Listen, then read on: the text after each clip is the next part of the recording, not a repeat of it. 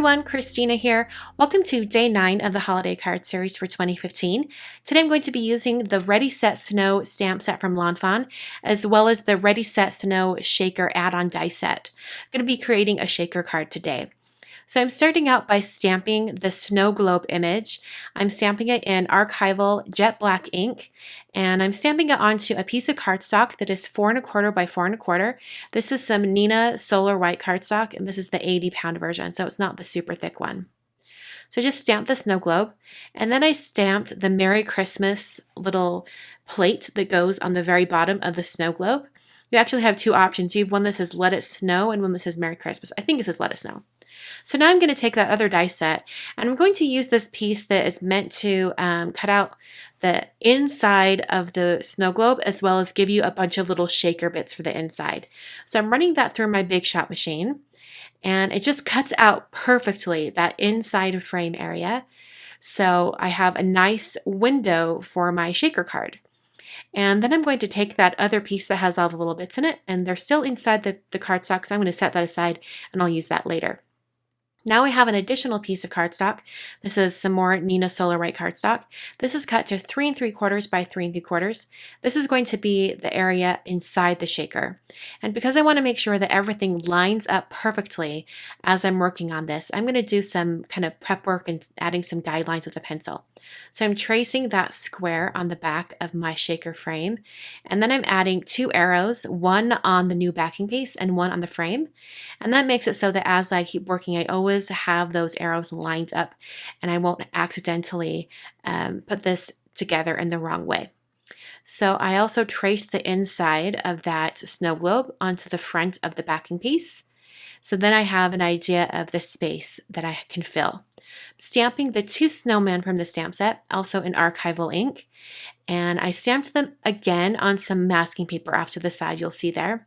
I'm going to be cutting out those and masking off the 2 snowmen and this half crescent moon. Now I've got some little snowflakes from the stamp set. I'm just positioning them on the backing piece here. Then I'll pick all of those up with my acrylic block and prep the area for embossing. These snowflakes are going to be white, and I'm going to do some ink blending over the top, so I thought it would be best to go ahead and stamp these now, and then when I do the ink blending, the embossing powder will resist any of the color. So I inked up those snowflakes with some Versamark ink, and then press that down onto the scene here. I'm going to add some white embossing powder. This is Hero Art's white embossing powder. And I wanted to add a few more little tiny stars to this scene.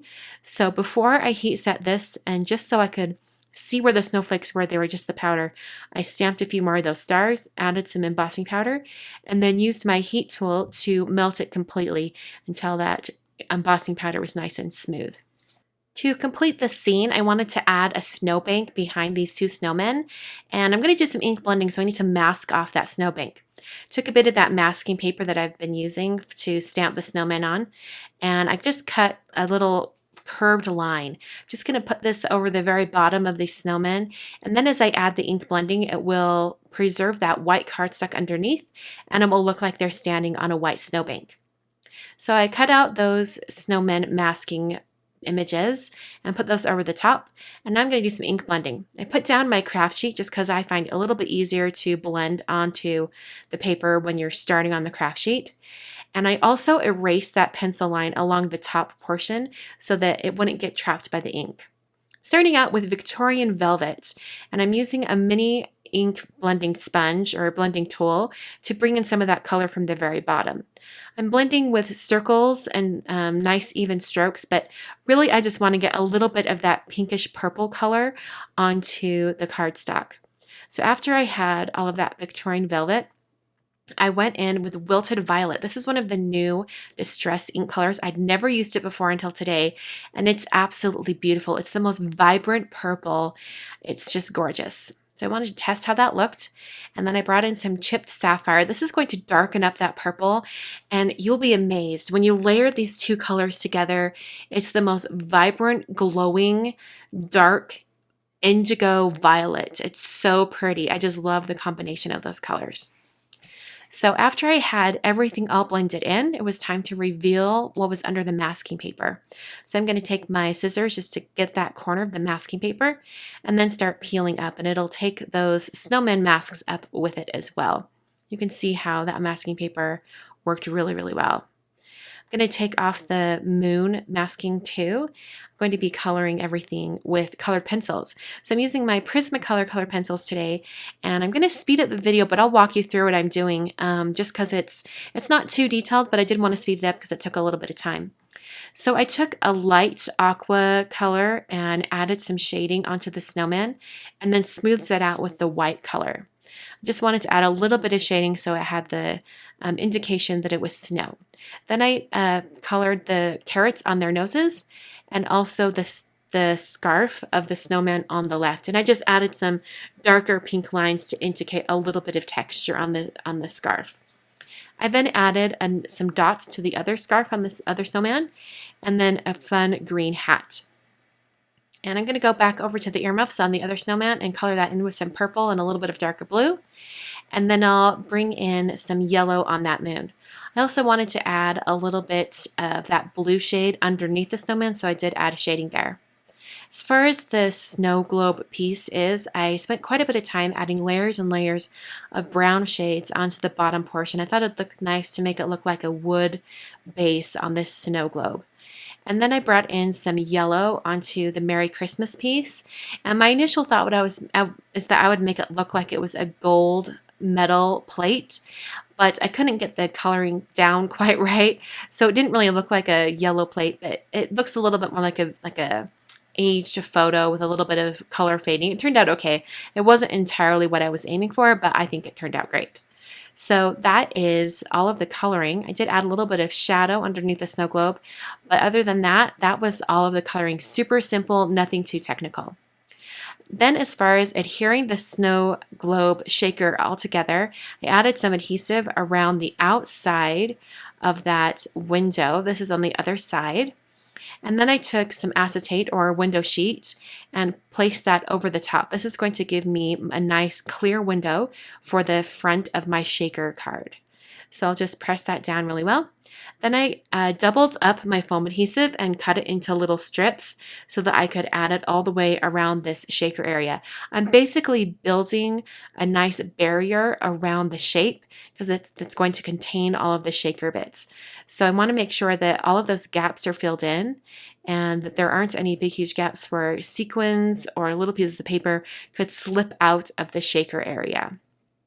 So after all of those foams were pushed down, it's time to start putting some of the shaker bits together. Because I don't want the sequins to stick to any of this foam adhesive, I took my foam or my powder tool and just wiped that around the edges of the foam tape. Then I used my fingers to clean up that acetate. I picked off all the release paper from the foam and then added a bunch of sequins and also some little star glitters from Martha Stewart Crafts. Then I went back to that die cut that I created earlier and I scooped up all of those circles and then dumped it into the shaker area. Now I'm going to line up the backing piece. That's why I have those two arrows. I want to make sure I get those lined up just right. And also putting it along those lines that I traced on the outside edge of that square. So I'll press all that down.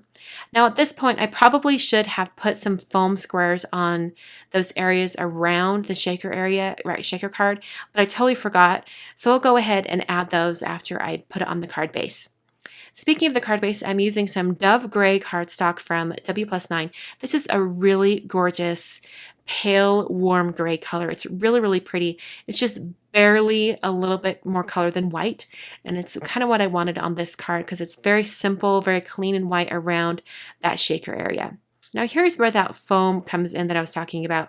Some of those areas that were outside of that shaker area started to droop a little bit, so I had to put foam squares underneath, but that was easy to do by sliding it under with some scissors. So there's the shaker card for today. Super cute. I really love all those sequins and the little snowflake bits that are inside. That finishes the card for today. I will see you guys tomorrow for a mail call video and then on Friday for day 10 of the holiday card series.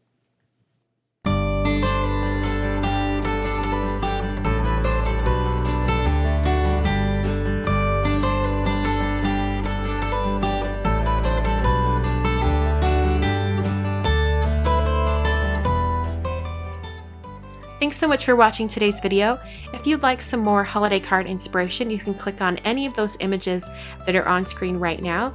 These are the 6 previous years of the holiday card series, and they are all day 9 cards, just like today was day 9 for 2015. You can visit my blog at kwarnerdesign.com, and if you are not already a subscriber to my YouTube channel, you can definitely do that by clicking subscribe in the top corner. Thanks so much for watching, and I will catch you guys in the next video.